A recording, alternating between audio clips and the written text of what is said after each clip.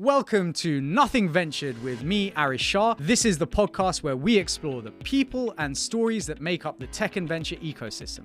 Don't forget to subscribe, like, rate, and share the podcast because it really helps us get the word out to more people who are curious about understanding even more about the world of venture capital.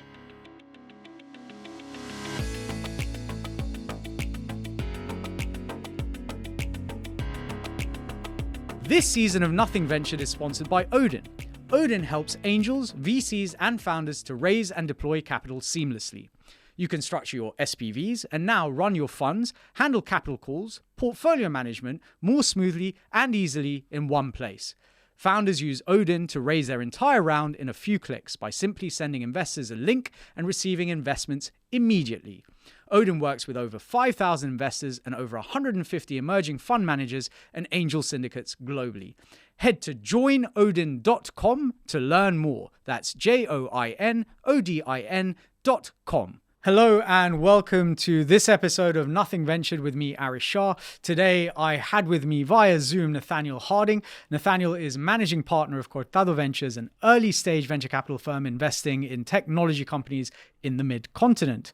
A native Oklahoman, where Cortado is based, Nathaniel has variously been involved in the region's energy industry. He's been a captain in the US Air Force, participates in the World Economic Forum as a young global leader, and has been a Kaufman Fellow since June of 2023. In today's episode, we talk about where the mid-continent actually is and what it means. We talk about 10x growth in the market over the last decade and what the next decade is going to lead to in the mid-continent. We talk about the fact that hope is not a strategy and bringing military thinking into building and investing. And we talk about how to build your knowledge at the basic level if you are getting into ventures and what you can do to build your network if you aren't a Kaufman Fellow. It's a great episode. Let's get straight into it. Welcome back to the Nothing Ventured podcast. Today we have Nathaniel Harding, managing partner at Cortado Ventures.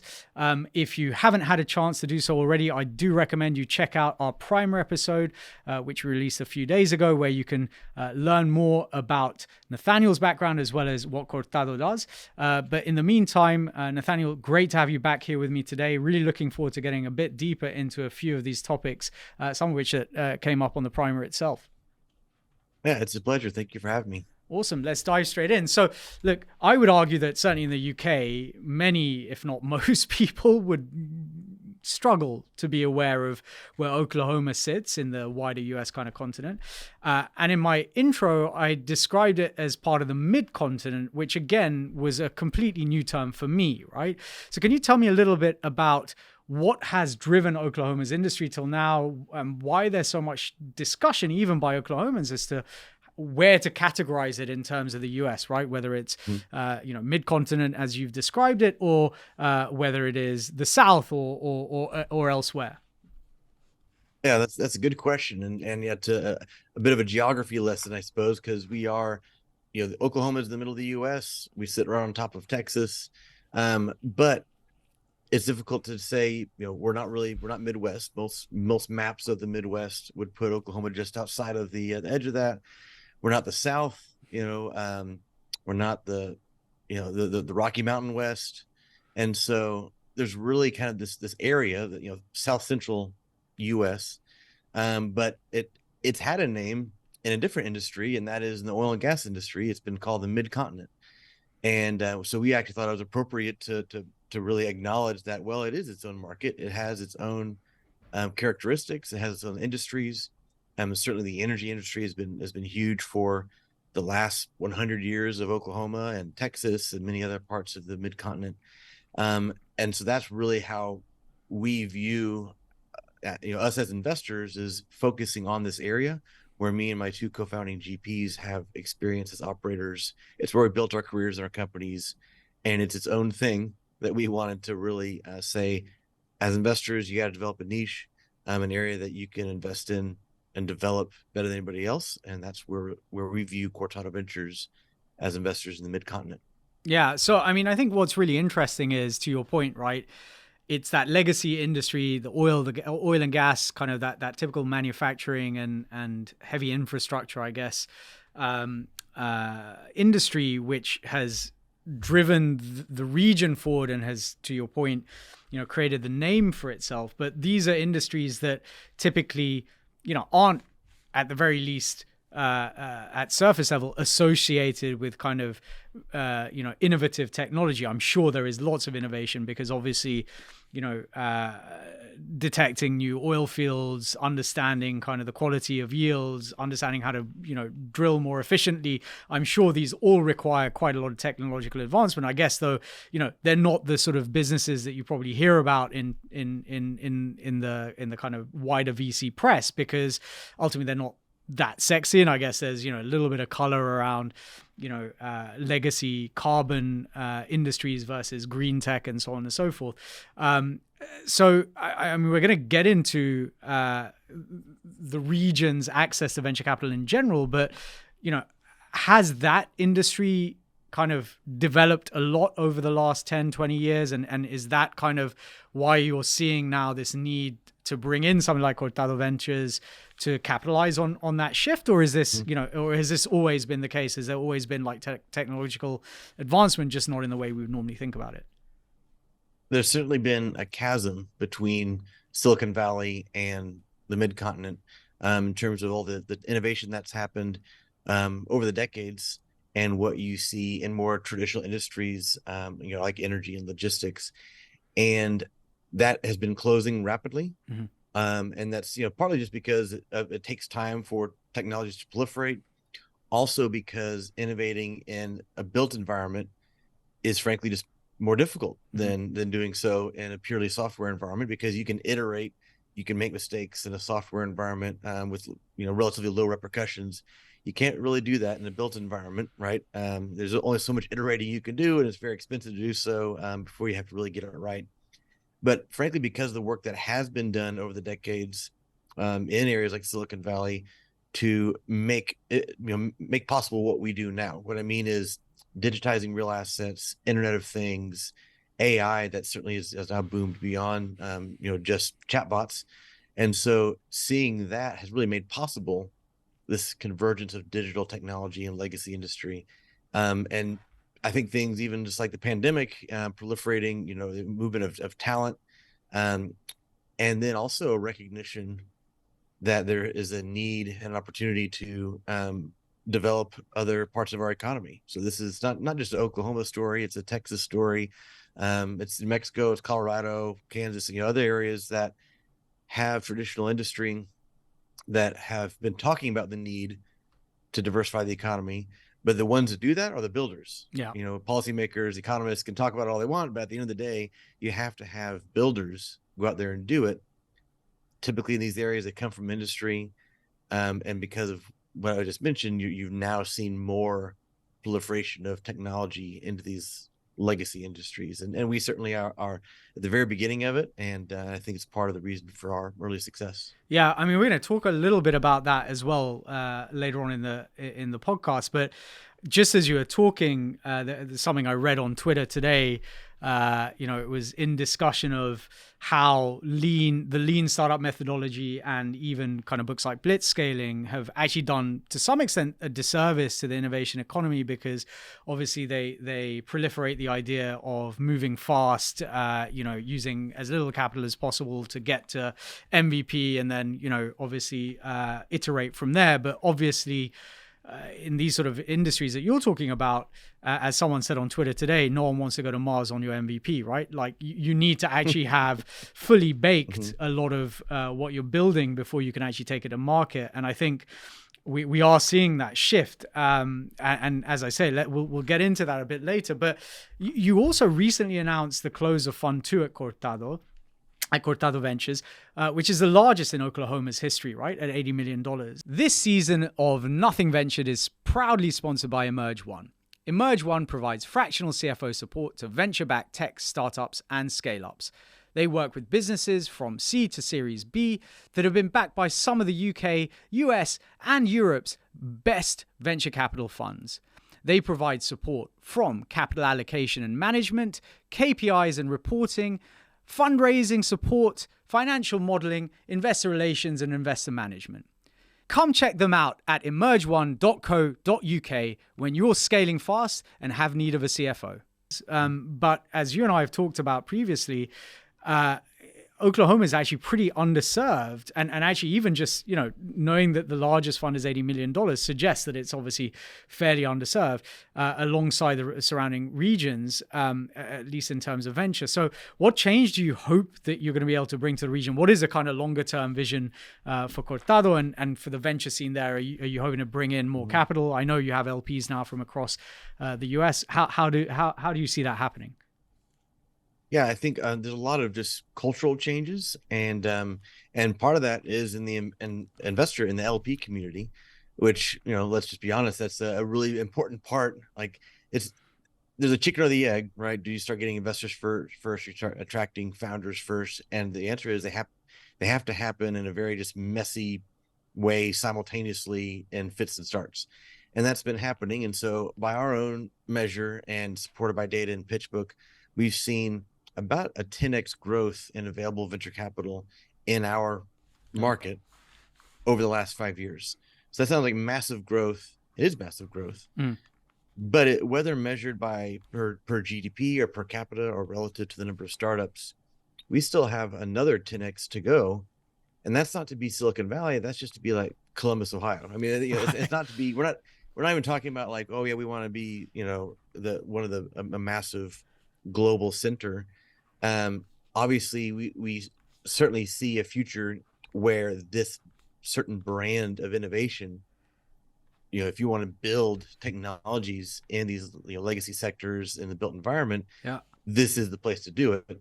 But I'm just talking about getting to a place where it's the right amount of capital is another tenfold to grow. So we certainly plan to grow with the market. We've gone from 0 to 110 million AUM in 3 years.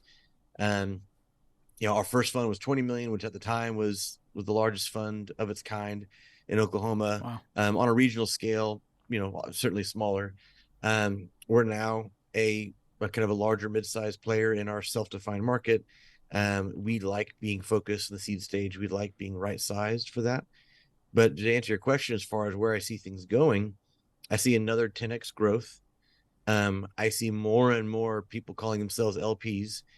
4 years ago, you couldn't find anybody in town that would talk about being an LP in a venture fund.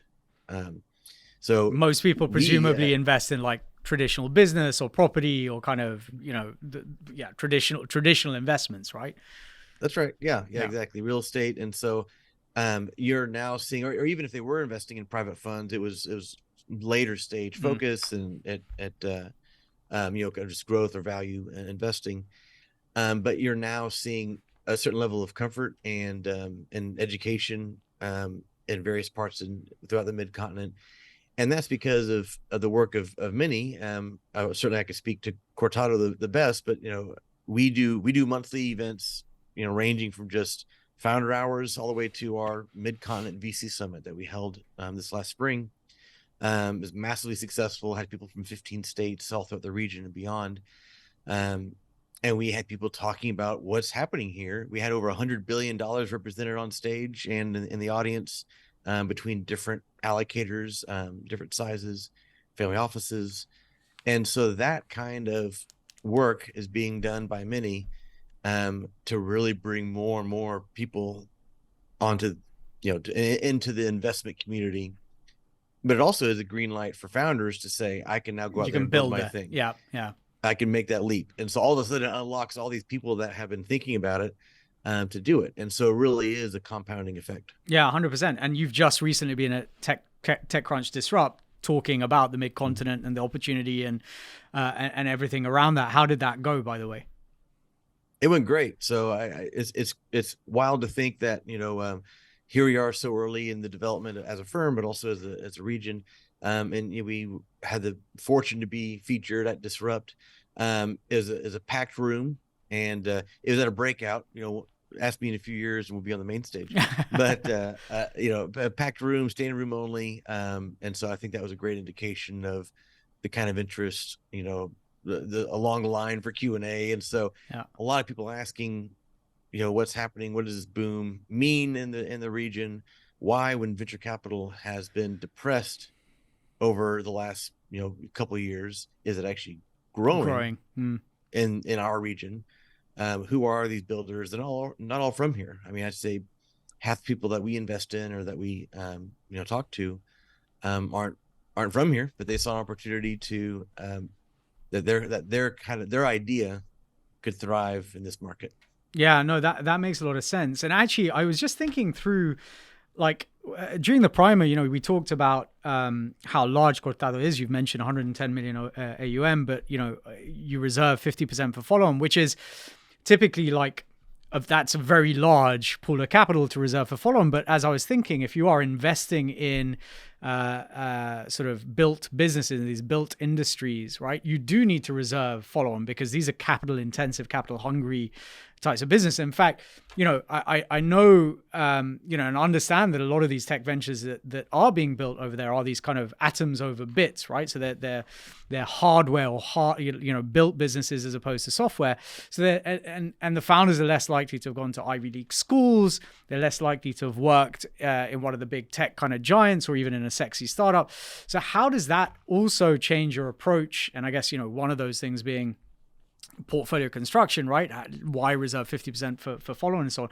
And equally, how do you work with other VCs when your portfolio needs to raise the next round? Because again, they are capital intensive, capital hungry, but as you said, Oklahoma's or the mid-continent is already underserved from a venture perspective. So how are you able to kind of corral the larger, growth investors to come into those rounds? Or is it just, nature of the beast that they see that these businesses are now launched, growing, gaining traction, and actually they just make sense from, for the next investor to come in? Yeah, it's important for us to set aside that follow on, but we also recognize that we're not going to be the right investor for every stage, right? And so we, as just smart investors and allocators, we want to have follow on because we want to triple down on the winners. If you math it out, it means that most of our fund, about 80% of it ends up with the top 30% of our companies. So it's a smart way to allocate capital, and yet building a company in this part of the country is dollar for dollar cheaper, more capital efficient than if you built the same company in a major market. What I mean is the cost of living is lower, the cost of capital, the cost of doing business is all lower here. And so that means that that company located here versus in a major established market didn't have to raise as much, which means that you can put a round together relatively faster, and it's less dilution for the founders. So it's great for founders, but it's also great for investors. Lower valuations, lower starting valuations. Yeah. But as a company develops into later stages, that company now is a global company. It doesn't matter where their headquarters is.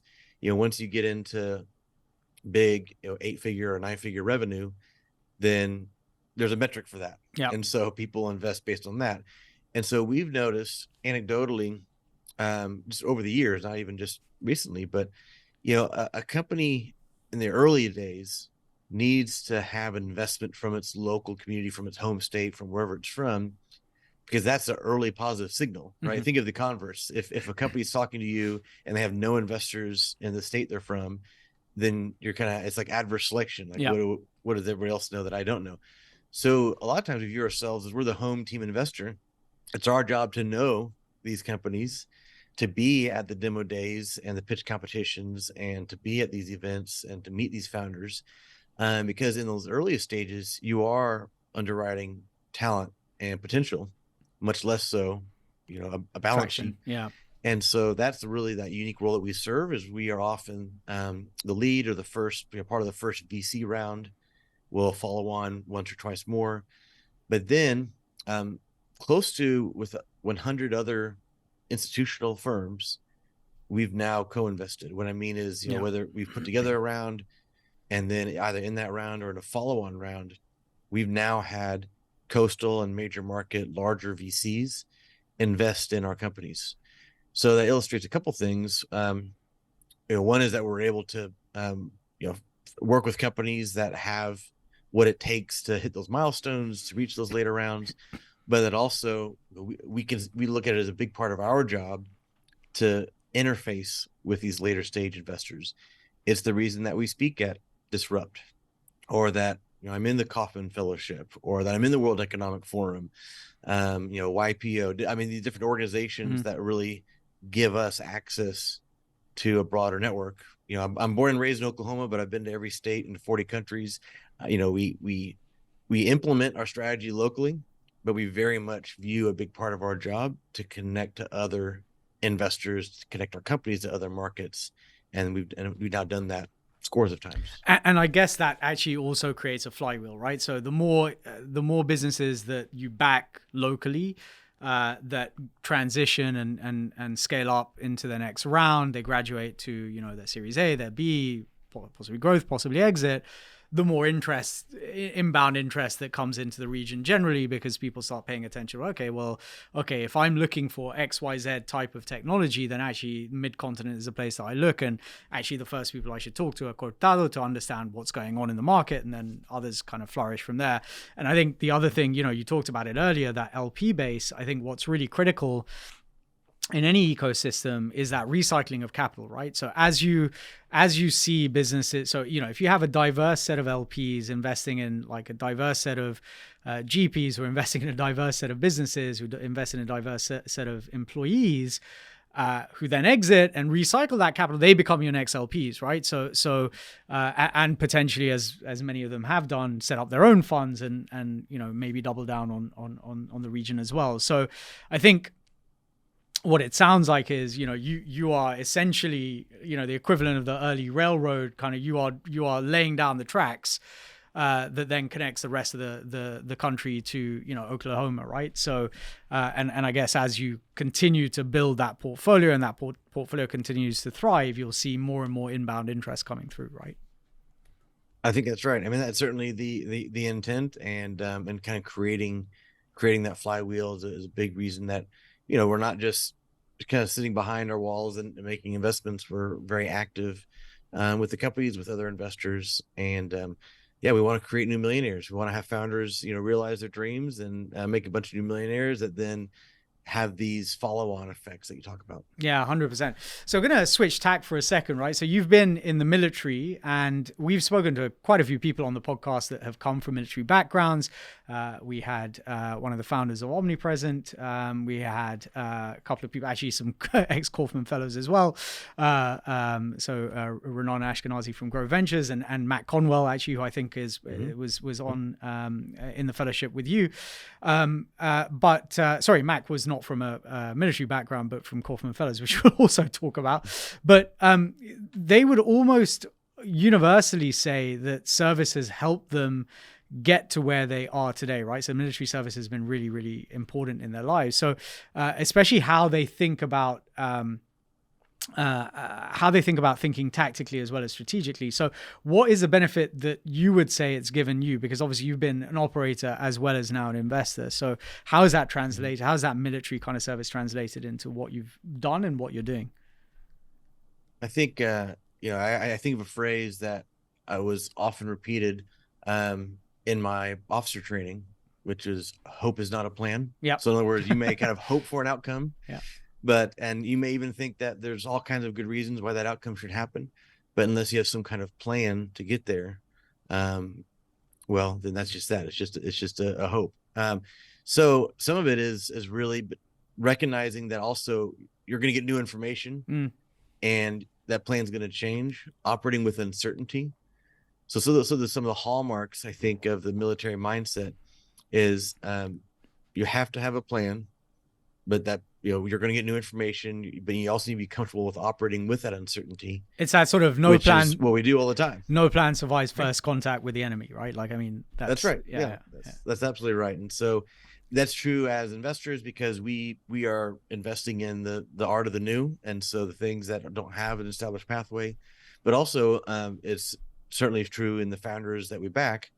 That they know that there's going to be new things are going to happen. Plan A is not going to be the plan that you ultimately are operating under, and that's okay. That grittiness, to be able to pivot, the creativity, the ability to work, under resourced, And again, this is true for a startup. It's true for, I mean, we're a startup, right? Yeah. We're a 3-year-old firm. So Yeah. I think we only have a handful of companies. Probably now about half our portfolio are companies that are younger than us now. But yeah, when you're building something new, those are all important characteristics, personality traits. And then certainly just the discipline, the systems thinking.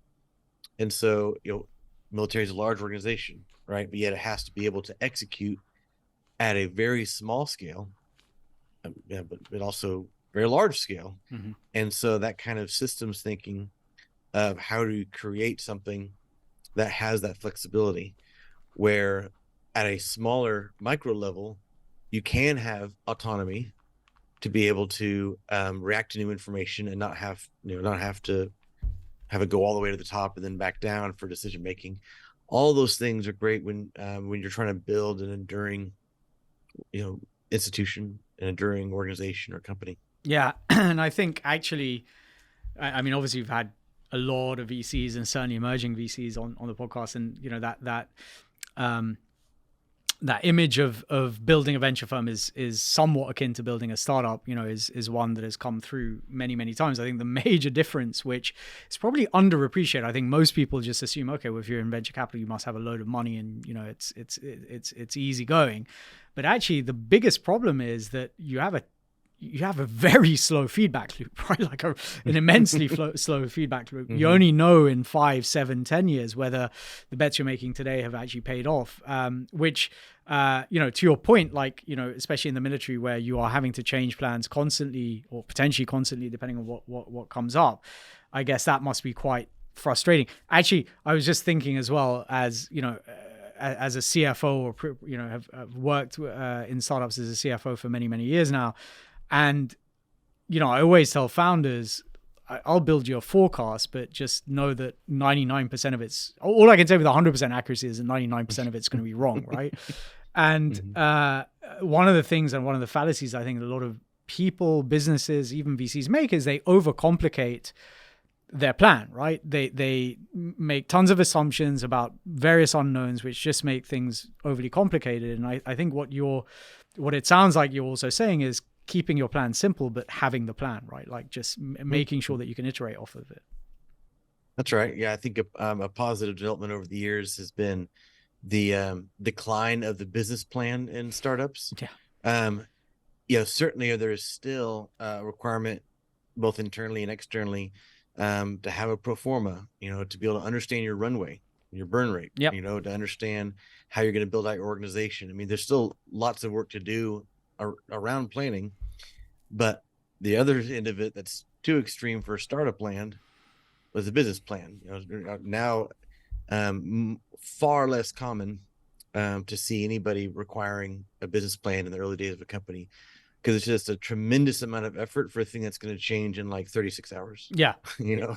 So. I actually tell, like, I obviously get approached by founders that are like, oh, can you help build us a model? I'm like, if you're pre-seed and you have an investor asking you for a business, for a financial model, and then, they can ask for it, but anyone who spends any time interrogating it and asking you kind of crazy questions about why have you done this, why have you done that, they've kind of misunderstood the point of early stage investing. I think, the model is, or the plan is, to help you understand and investors understand how you think about your business. It's not about the numbers that it spits out, right? It's like, how is this business being organized? How are you operating it? What are the assumptions that you're making around how you attract customers? How much you're going to charge them?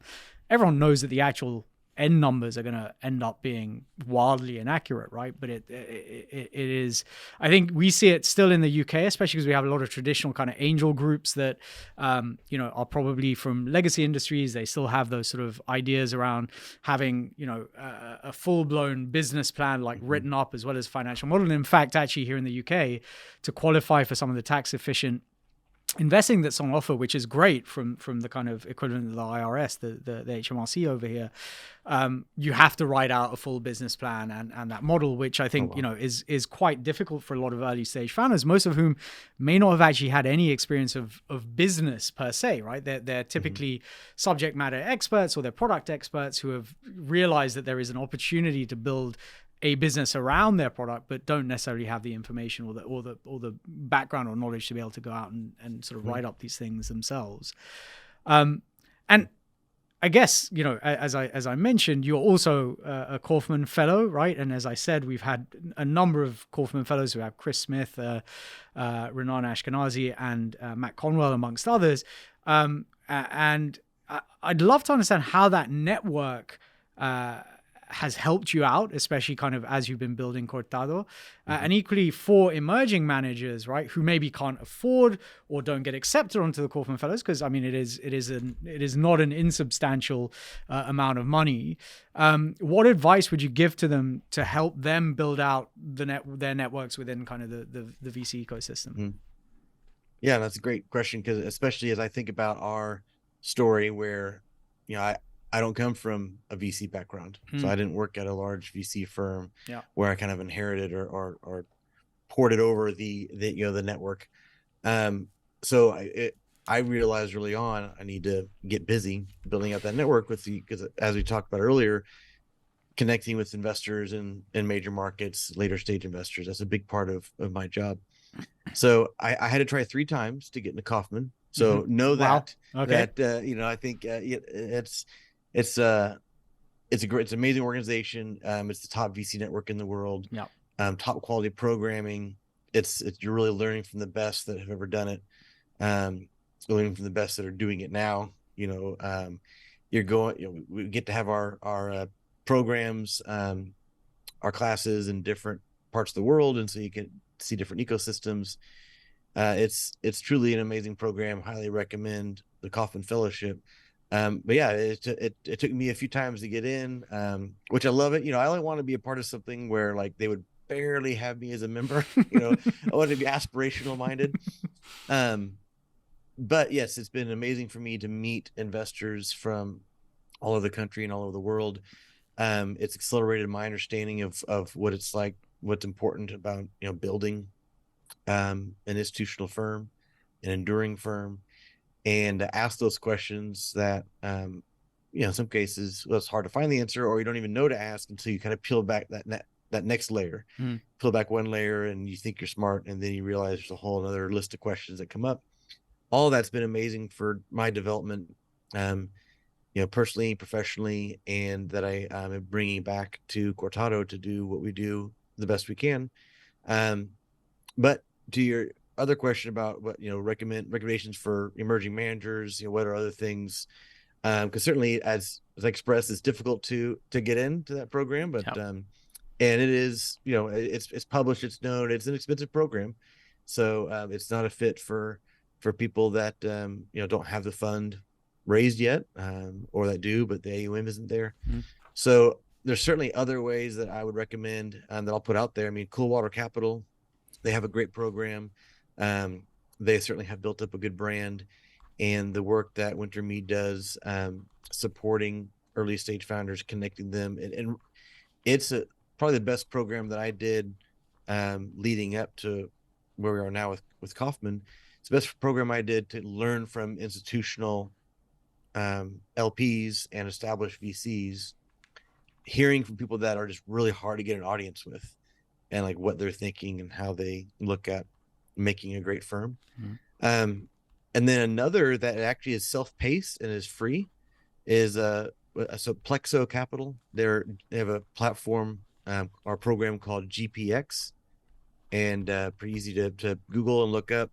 It's free, it's self-paced, it's all like pre-recorded, and it honestly is like the best in terms of its accessibility. It's like the best quality that I kind of went through. And so that's kind of a day zero thing, right? I mean, it didn't cost anything, so you can get started right away. Great quality, a lot of content, and really gives you a lot of insider information. So I would certainly recommend that for anybody who is really at that early stage and trying to figure out, you know, whether you came from VC or not. There's a lot to know to be a GP. Yeah. And I guess like in terms of them building out relationships, that's just Like, it doesn't matter what you're in, you still got to put in the work of, it doesn't matter if you're in the Kaufman Fellows or not, you still got to put in the work to connect with your fellow Kaufman Fellows or the network. You still got to go to the events, the TechCrunch and so on. You still got to go and meet founders and meet other VCs and cultivate those relationships, right? So, I mean, I always say on this podcast, at least for the moment, VC is still a massively relationship driven industry. Yes, there is a move towards bringing more data into how investing is done, but ultimately it is a people business. It is a sales business, right? It is a relationship driven industry. And I think, you need to be able to go out there, shoot your shot with the people around you and build those relationships and nurture those networks. Nathaniel, it's been absolutely amazing having you on the podcast. I really appreciate, and I know it's very early in the morning for you as well, so I really appreciate you taking the time. For our audience, where's the best place for them to find you online? Are you on LinkedIn, Twitter? How can they get in touch with you? Where's the best place for them to look for you? Yeah, a couple places. So one is our website, Cortado.Ventures. So there's no .com or anything. It's just Cortado.Ventures. Very easy. And for founders and investors, so there's we're very active with the contact us. We actually have an intake form for founders to fill out, get a really quick kind of feedback on if it's a fit or not, to get in touch with us. But then on social media, so LinkedIn, all of my handles are or Nathaniel Harding. So easy to find on LinkedIn, Nathaniel Harding. For the firm, Cortado Ventures, whether that's LinkedIn, X, Instagram. Oh, I keep calling it Twitter. Yeah, I apologize to all the fans of X. Yeah, I keep. It's calling gonna take Twitter. a while. It's gonna take a while. But yeah. So that's where easy to find us. So again, Cortado.Ventures, or me personally, Nathaniel Harding. Whether that's on LinkedIn or is probably where I'm best on social media. Always try to make sure follow up on people that reach out. Amazing, Nathaniel. Thank you so much for joining me. It's been a real pleasure talking to you today. Thank you, Eric. It's been a pleasure.